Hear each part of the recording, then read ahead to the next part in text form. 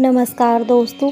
भगवान विष्णु आप सभी की मनोकामनाएं पूर्ण करें और आप सभी के कार्यों में उन्नति प्रदान करें। इसी मंगल कामना के साथ वैशाख मास महात्म्य का 5वां अध्याय लेकर आई हूँ। कृपा करके आप ध्यान से श्रवण करें। नारद जी ने कहा, हे नरश्रेष्ठ, अब तुम उस रहस्य को सुनो जिसके कारण वैशाख मास सभी मासों में उत्तम है। इस मास में किया हुआ धर्म सभी धार्मिक कार्यों में श्रेष्ठ होता है। इसमें किया गया दान समस्त दानों में श्रेष्ठ माना जाता है। यह मास समस्त पापों को नाश करने में श्रेष्ठ है। इन समस्त बातों के गुप्त रहस्य को आप ध्यान पूर्वक सुने। हे राजन, जब सभी युगों की समाप्ति पर समस्त लोगों के स्वामी भगवान विष्णु समस्त सृष्टि को अपने उदर में रखकर शेष शैया पर होते हैं और योग निद्रा के वशीभूत होकर अनेकता रूपी एकता को प्राप्त होते हैं, तब एक निमेष बीतने के बाद वेदों की प्रार्थना करने पर भगवान अपनी निद्रा को त्यागते हैं। हे महाप्राज्ञ, जनित्य होने पर भगवान श्री नारायण अपने उदर में स्थित जीवों को अपनी इच्छा मात्र से ही कर्मानुसार सृष्टि करते हैं। भगवान विष्णु की इच्छा होने पर उनकी नाभि से एक स्वर्ण कमल उत्पन्न हुआ और उसी कमल से विराट पुरुष रूपी ब्रह्मा उत्पन्न हुए। फिर भगवान की इच्छा अनुसार ब्रह्मा ने 14 भुवनों की रचना की तथा भिन्न भिन्न कर्म और आश्रमों की रचना की। तीनों गुणों सत्व रजतम सभी भुवनों के अधिपति प्रकृति और मर्यादा की रचना भी हुई। इसके बाद वर्ण आश्रमों की रचना करके धर्म की स्थापना हेतु 4 वेदों, शास्त्र, स्मृति, पुराण तथा इतिहास के निर्मित उनके प्रवर्तक ऋषिगण प्रकट किए। उन ऋषियों ने अलग अलग वर्णों के अलग अलग धर्म सुनिश्चित किए तथा प्रजा को उत्पन्न कर उनमें धर्म के प्रति जिज्ञासा और श्रद्धा में बदला। जब सृष्टि का कर्म चल निकला तब भगवान विष्णु ने प्रजा के हृदय में भय स्थापित करने, परीक्षा लेने तथा यह देखने के लिए कि सभी आश्रमों की प्रजा धर्म के अनुसार आचरण करती है या नहीं, इच्छा की। भगवान ने चिंतन किया कि प्रजा धर्म का पूर्ण रूप से पालन किस समय कर सकेगी।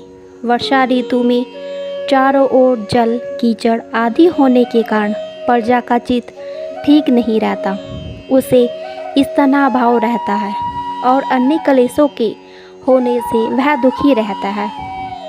वर्षा ऋतु में फसल आदि बोने की तैयारी में भी उसके पास समय की कमी रहती है। शरद ऋतु में खेती का काम बढ़ जाता है। इस समय सभी लोग अपने परिश्रम के फल को देखना चाहते हैं। इस कारण उनके हृदय में शांति नहीं होती और जब तक मन में शांति ना हो धर्म में भी मन नहीं लगता है। हेमंत में शीत के प्रकोप के कारण सूर्योदय से पहले उठना ठीक नहीं लगता। ठंड लगने के कारण जब दुख होता है तब मन भी शांत नहीं रह पाता। शिशिर ऋतु में प्रातःकाल शीत रहता है और फसल पकने का समय आ जाता है। इस कारण प्रजा समय पर प्रातः स्नान ध्यान नहीं कर पाती। बसंत ऋतु सब प्रकार से श्रेष्ठ सिद्ध है। इस समय न तो शीत का प्रकोप होता है न वर्षा का भय।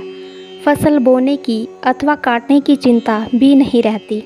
इस प्रकार विचार करके भगवान ने वसंत ऋतु को ही सब प्रकार से धर्म के अनुकूल माना। इस ऋतु में स्नान, दान, तप, यज्ञ, क्रिया, भोग, योग तथा सभी प्रकार के धर्म कार्य श्रद्धापूर्वक किए जा सकते हैं। अस्तु यही समस्त ऋतुओं में अत्यंत श्रेष्ठ एवं धर्म के अनुकूल है। ऐसा विचार करके भगवान ने इस ऋतु में धर्म की स्थापना करने का विचार किया। धन से सभी वस्तुएं प्राप्त होती हैं। धन से धर्म होता है तथा धर्म से मोक्ष मिलती है। अतः धनवानों को अपना धन सुकर्म में लगाना चाहिए। जो मनुष्य धर्म करता रहता है उसकी मनोकामनाएं भगवान पूरी करते हैं। अधर्मी मनुष्यों की आयु कम हो जाती है और उसे धन का भी अभाव रहता है। वैशाख मास में साधु सेवा तथा भगवान का नियम पूर्वक पूजन करना सब सुखों को देने वाला है। भगवान विष्णु इस मास में सब लोगों का भ्रमण करते हुए प्राणियों की परीक्षा लेते हैं और जो जैसा करता है उसे वैसा ही फल भी देते हैं। वैशाख मास में किए गए सुकर्म से सभी प्रभु वर्ष भर के पापों को क्षमा कर देते हैं, अतः यह मास सबसे उत्तम है। आज की कथा का यहीं पर समापन करती हूँ। इसके आगे का वृत्तांत आप अगली कथा में सुनेंगे। उम्मीद करती हूँ आज की कथा आपको ज़रूर पसंद आई होगी। कमेंट बॉक्स में राधे राधे अवश्य लिखें। बोले विष्णु भगवान की जय। श्रीमन्नारायण नारायण हरि हरि, श्रीमन्नारायण नारायण हरि हरि, श्रीमन्नारायण नारायण हरि हरि, श्रीमन्नारायण नारायण हरि हरि।